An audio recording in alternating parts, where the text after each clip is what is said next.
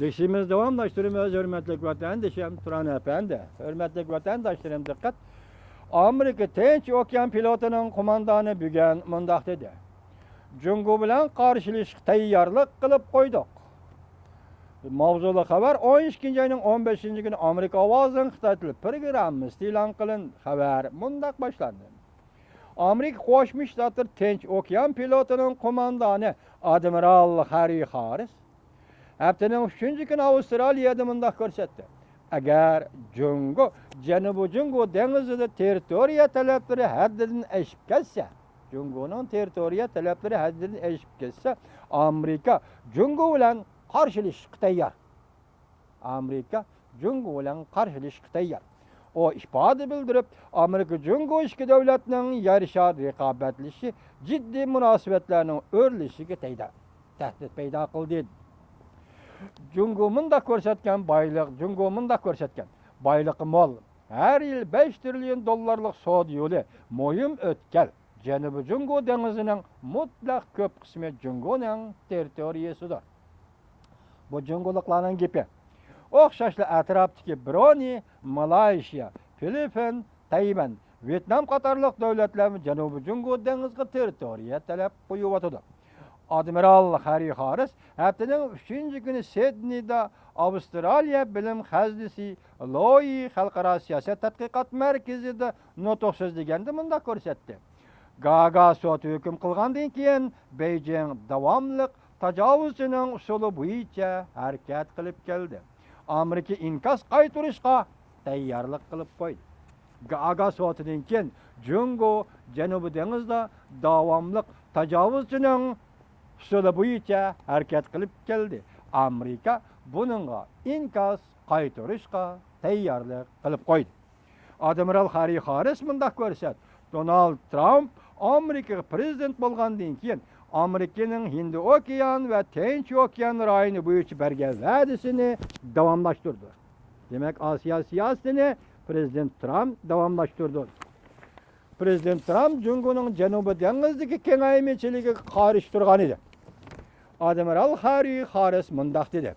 Sizlar hozir va kelgusidagi Amerikadan umid qilasizlar. Amerika Osiyodan va Hind okeanidan voz kechadi degan gaplar haqiqatga mos kelmaydi. Bu rayonlar Amerikaning kelgusiga munosabatlik eng muhim rayonlardir. Yuqorida ifoda bildirish, Amerika bilan Jungo o'tirishi jiddiy kayfiyatni o'rnatib o'tdi. İki davlatning munosabati prezident Trump 12 ayning 2 kuni Tayvanning prezidenti Tsai Ing-wen xonim bilan o'zaro tabriklashib, ko'pin aloqa qilganda Beijing norozilik bildirgan edi. Bu qatam oningdan betar munosabat jiddiylashdi. Amerikaning Parijda o'tgan 3 yilda Beijing Janubiy Jungo dengizida 7 o'rinda 3200 gektar kelgilik zamin territoriyasini qo'shib oldi. Bu zaminda harbiy aslahalar qurilishi elib bordi. Amerika bir qancha qatam erkin qatnash bilan faoliyat elib bordi. Yaqinqisi 10-oyda elib berildi. Amerikaning faoliyatlari Beijingning o'g'isini qaynatdi. Jungoning bir nafar amaldori 7-kuni munda xabar qildi, ko'rsatdi. Munda ko'rsatdi, kechiringlar.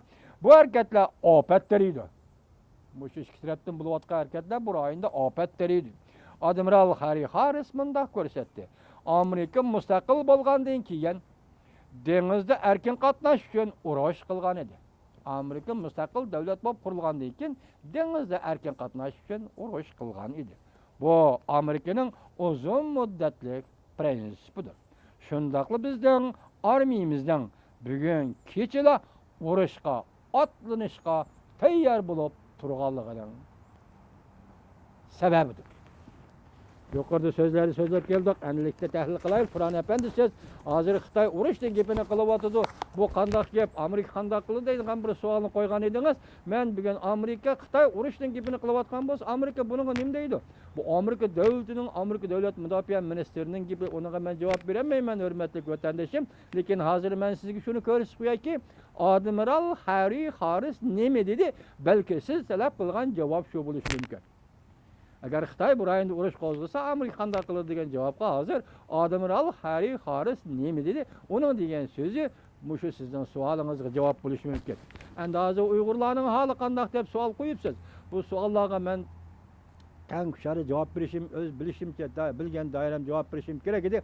Hozir Xitoy Jungoda butun Jungo o'zbek mirollik qilayotgan rayonda, ya o'zbek mirollik qilayotgan mustamlika rayonida Uygurlarni bo'zaq qilishni haddidan ziyoda chekidan oshirib o'tdi, hurmatli vatandoshim.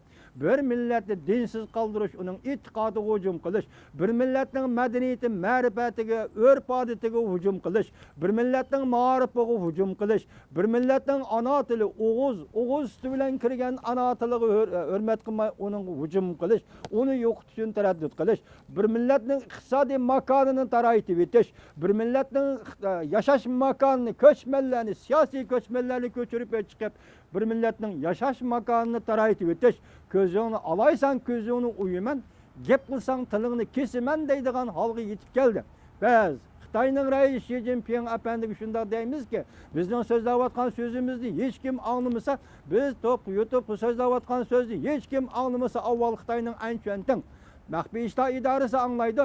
Biz raisi Xi Jinping apandiga shuni aytamizki, sizlarning so'zingizlarda vaziyatni tunigan kishi olim bo'lgan kishidir yoki vaziyatni tunigan kishi odil kishidir deydigan bir ibora, turaqli ibora bor.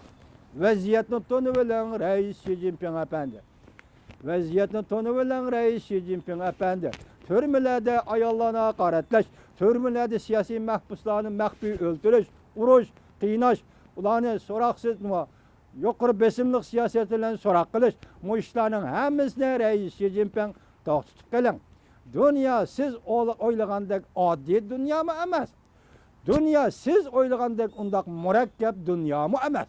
Bununla diqqat qiling, raisi Xi Jinping apandi 20 yil Amerikada yurdik. 20 yil Amerika Qo'shma Shtatlarning Osiyo siyosati qachon o'zgardi dedik. 2011-yildan boshlab Amerika Qo'shma Shtatlarning Osiyo siyosati o'zgardi. Oxiri prezident Obama Jungoni qo'rishashni amalga oshirdi. Bu gapni men demadim, Xitoy o'zi dedi. Prezident Obama Jungoni qo'rishashni amalga oshirdi deb Xitoy tahlilchilar, ziyolilar o'zi dedi. Prezident Obama Xitoyni qo'rishashni amalga oshirdi. Bugun ko'rib turamizki, yangi saylangan prezidentimiz Trump vazifaga o'tirishdan avval elib bo'lgan bir 2-3 jumla so'zi bilan dunyoning va Osiyo Tinch okeani rayonining vaziyatidagi o'zgarishni va bu davlatlar o'rtasidagi munosabatning o'zgarishlarini ko'rib yetdik. Biz Amerika xalqiga va Amerikaning yangi prezident Trump apandiga ishonamizki, bu qatam bu kishi vazifa o'tagan mezgilda men ishonamanki, Jungo siyosatini, Osiyo siyosatini, bir Jungo siyosatini, Tayvan siyosatini qayta belgilaydi. Shu vaqtda Jungodagi o'zgarishning qanday bo'ladiganligini ko'rib olaymiz, hurmatli vatandoshlar.